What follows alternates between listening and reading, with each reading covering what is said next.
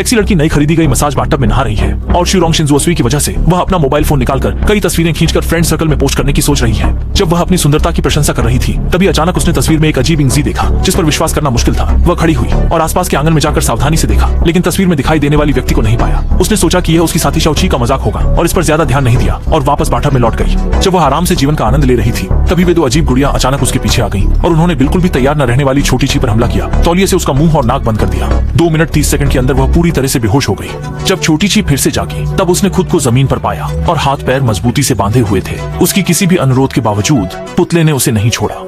जैसे ही सामने की कार धीरे धीरे चलने लगी, सीधे छोटे किवी की तरफ आई। एक के बाद एक चीखों में उसका सिर टायर के नीचे दब गया। पल भर में ही पूरी तरह से फट गया। जब कुछ सहेलियां बाहर से घर आईं, तो दरवाजे पर ही छोटे किवी की लाश दिखी। घबराई हुई वे अंदर भागी, लेकिन वहां देखा कि गुड़िया ने खून के निशान छोड़े हैं। इसी समय एक भालू कुत्ता बाहर आया, जिससे डरकर कई लोग अलग अलग जगह छिप गए।